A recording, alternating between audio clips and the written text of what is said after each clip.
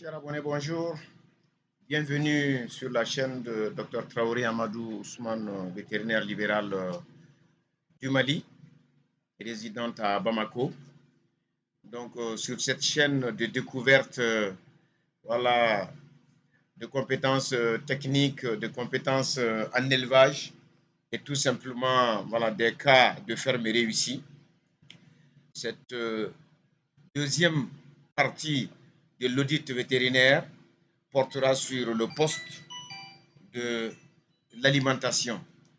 C'est l'un des postes voilà, cruciaux dans la conduite d'élevage parce que c'est un poste qui est très lourd, c'est un poste à charge également et c'est un poste dont l'inefficacité sera à l'origine de l'échec de l'exploitation tout simplement.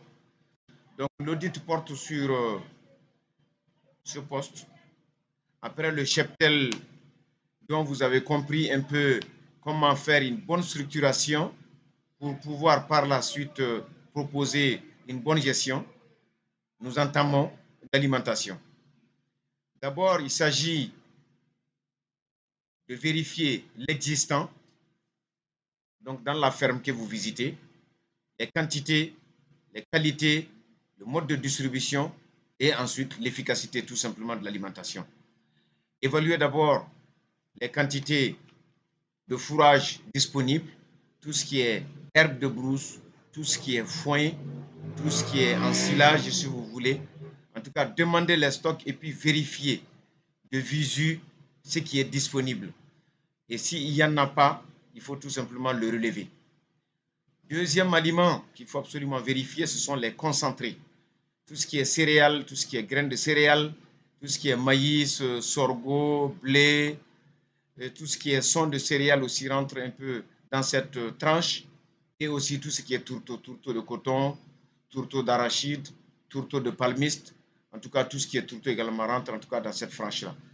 Les graines de céréales, tout ce qui est son et tout ce qui est tourteau constituent la grande famille des concentrés. Ce sont les aliments les plus chers, les aliments en tout cas pour lesquels on ne fait pas beaucoup de stock et aussi les aliments en tout cas dont il faut tenir compte lorsqu'on est dans l'intensif. Une fois que vous avez évalué ces quantités, pour les fourrages, parce que c'est fondamental, 60% de l'alimentation des vaches doit être constituée de fourrage. Donc, réaliser la culture fourragère est une condition sine qua non de l'autonomisation de n'importe quelle ferme laitière. Donc, vérifier qu'une surface existe, que la surface est bien utilisable, voilà, à cet effet.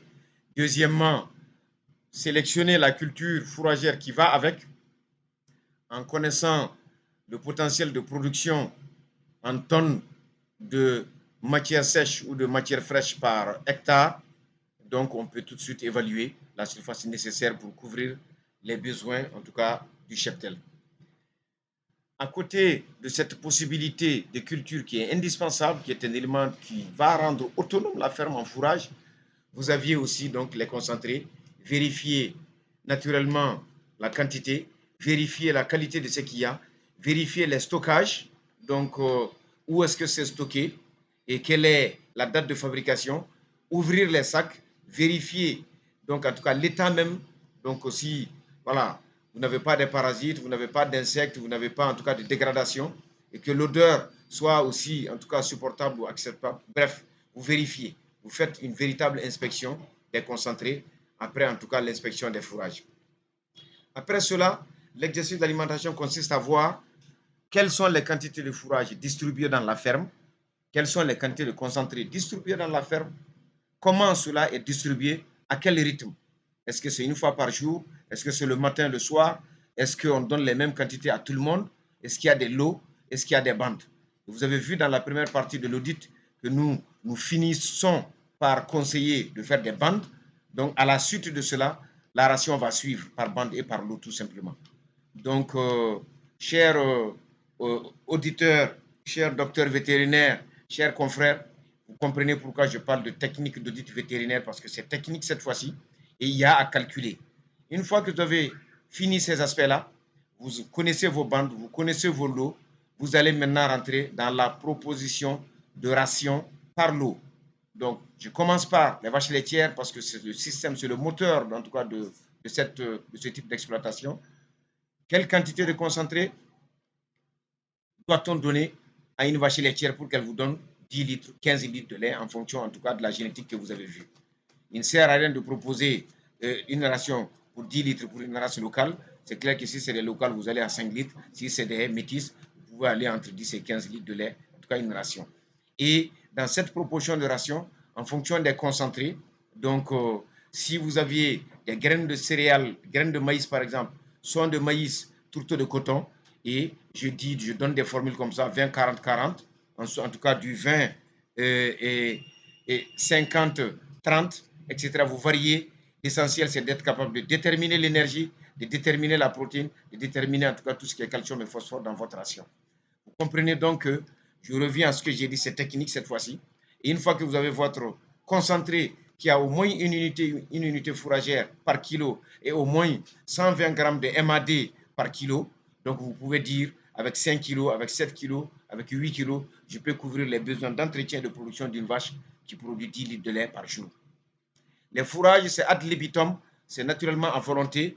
Et sachez que, en gros, pour les races locales, nous préconisons 25 à 30 kg de fourrage brut par jour et en gros, en tout cas, une quantité de concentré de 5 à 7 kg par jour.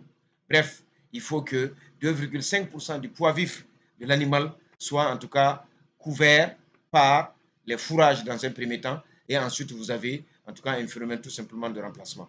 Une vache qui a besoin de 25 kg brut, donc vous pouvez lui donner 5 kg de concentré, 20 kg d'herbe brute cette fois-ci, et vous êtes sûr d'être dans la capacité d'ingestion possible, mais aussi dans la couverture en tout cas des besoins. Donc, chers auditeurs, chers amis, chers confrères, comme je dis, c'est technique. Et puis également pour les éleveurs qui vont écouter en tout cas cette vidéo, adressez-vous à un vétérinaire, je l'ai dit, à un docteur vétérinaire qui maîtrise. C'est lui qui vous fera toutes ces propositions-là et il va vous suggérer en recommandation, en tout cas toutes les quantités qu'il faut donner par lot qu'il vous a déjà conseillé, donc dans la première partie. Il va vous dire comment cultiver votre culture fourragère, quelle culture fourragère faire, où trouver les boutures, comment placer les boutures, comment également évoluer en tout cas leur évaluation, comment faucher, comment hacher et comment distribuer. Donc, bref, chers abonnés, encore une fois de plus, donc voici cet élément-là que j'ai appelé deuxième partie de l'audit. Il y aura une troisième, une quatrième, peut-être même une cinquième partie pour que mes collègues qui sont intéressés par apprendre cette méthodologie puissent, en réécoutant beaucoup de fois, l'intégrer, pratiquer et ensuite finir par comprendre. C'est un dossier complet que l'on fait et on fait un rapport que l'on remet au promoteur avec cette fois-ci que des recommandations sur les postes, recommandations sur le cheptel, recommandations sur les étapes, recommandations sur l'alimentation, recommandations sur le suivi sanitaire et recommandations également sur les productions. En sachant qu'il faut toujours se fixer un objectif de production. En fonction de cela, on sélectionne les animaux. En fonction de cela, on nourrit les animaux, on les soigne et ensuite on court derrière ces résultats-là. Sachant que c'est l'objectif fixé qui est atteint ou pas, mais quand on n'a même pas d'objectif, on ne sait pas où on va.